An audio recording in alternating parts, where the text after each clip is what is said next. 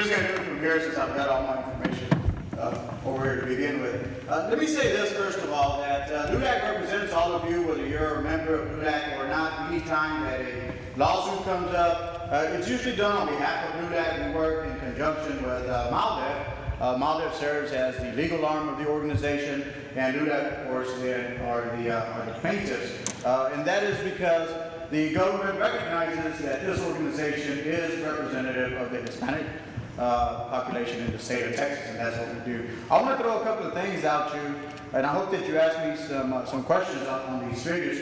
But 63% of the growth in the state of Texas were Hispanics, and this is very important to understand where these numbers come from. 9.8 million. There are 9.8 million Hispanics in the state of Texas. The population in Texas right now stands a little bit larger than 25 million. But here's the neat thing about that. That 9.8 million Hispanics in the state of Texas, that population by itself is larger than the population of every other state in the union except for 6 states. Our population in Texas is larger than the population of most states in this country, just the Hispanic population alone.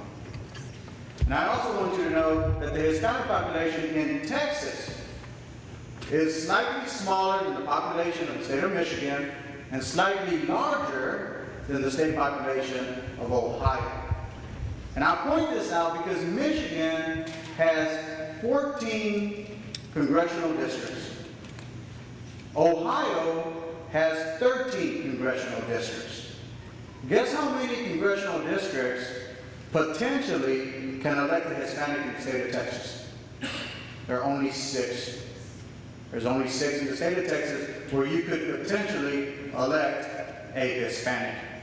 So the logic there is, folks, we've been cheated all the way. We've been cheated all along the way. One of the things that LULAC has been doing, and the representative here mentioned this, LULAC has been participating in the hearings, on the redistricting hearings, and Senator, you can attest to the fact that LULAC members have been in every hearing across the state, have entered into the record the fact that this organization wants all 4 congressional districts to be majority Hispanic congressional districts. Not only because the majority of the growth was in the Hispanic community, but because in the past census cycles, when we have had to redistrict, we have always been cheated out of fair representation in those congressional districts as well. So again, that's very important to note as well. Another thing that's interesting is that 50% of the population in the state of Texas is concentrated in 7 counties. 50% of the population in the state of Texas is concentrated in 7 counties. And 50% of the Hispanic population, the Latino population, happens to be concentrated in those same exact 7 counties. So what does that mean? Basically what that means, if you're big into the numbers and definitely into the politics, everyone should be able to realize that if we make an extraordinary effort to participate in the political process at least 65% voter turnout in the Hispanic community in those 7 counties, we can get elected to statewide elections in the state of Texas by simply having the majority, 65% of those 7 counties. We're already there. The numbers already say that we're there. It's a matter of participation. We have to transition from registration into getting out the vote. That's where it's at right now. We have, I was speaking to one of the young persons here, and I was telling them that there are already some precincts in some districts that have 80% of the voter-eligible adults in their districts registered to vote.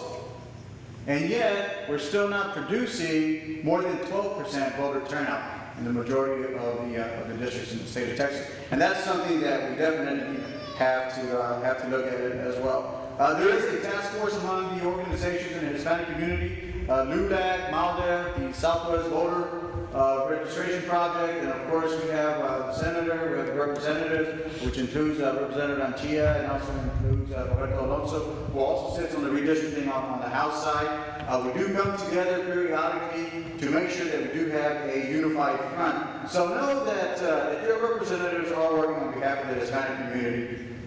Another thing that needs to be said, we must be sure that we preserve minority districts throughout the state of Texas. And I'm going to tell you why. Because there is a concern, especially among the African American community, that Hispanics, Latinos are going to replace them, are going to displace them.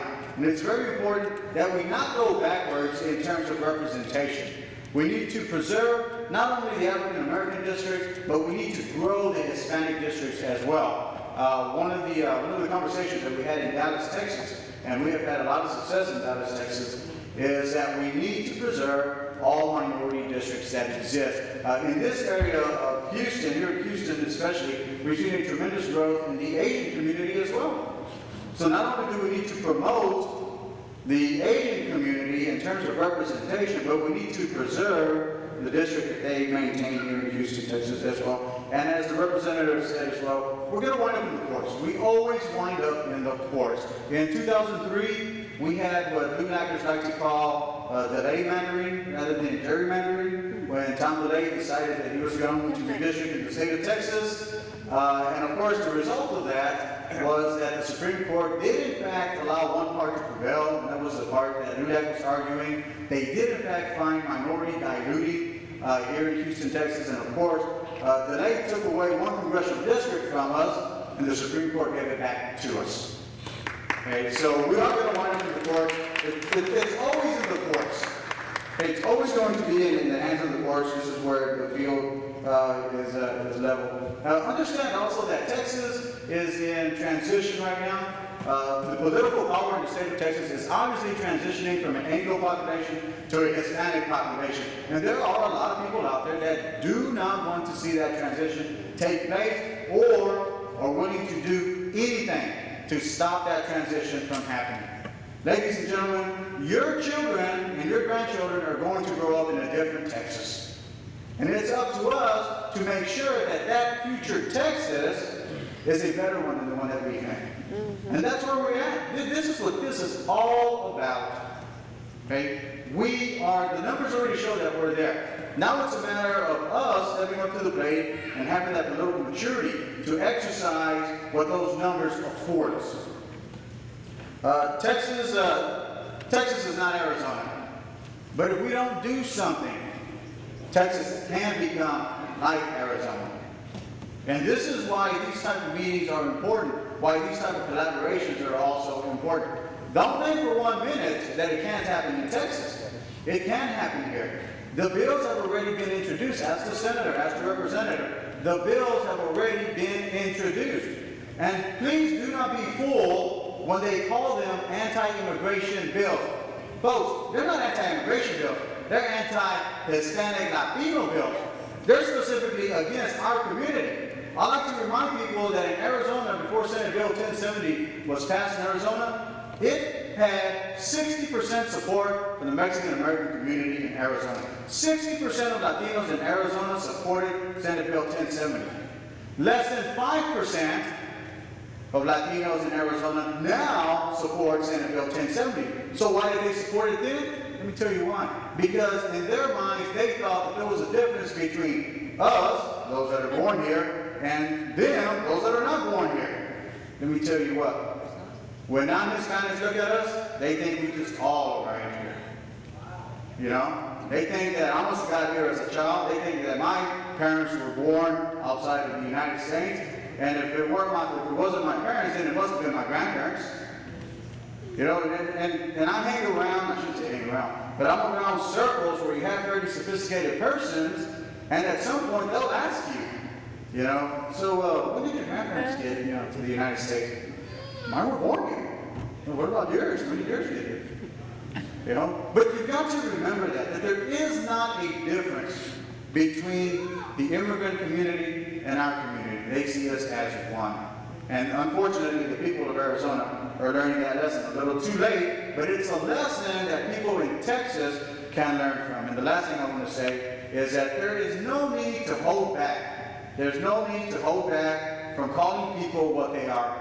Debbie Riddle, Tommy Williams, Leo Berman, they're racists and they're bigots. And you need to call them what they are. Because, ladies and gentlemen, if we don't start calling people what they are, if we continue to dance around the hard issues of racism and discrimination and of political disunity, then our community is the one that's going to suffer, and our children are going to be the ones to suffer.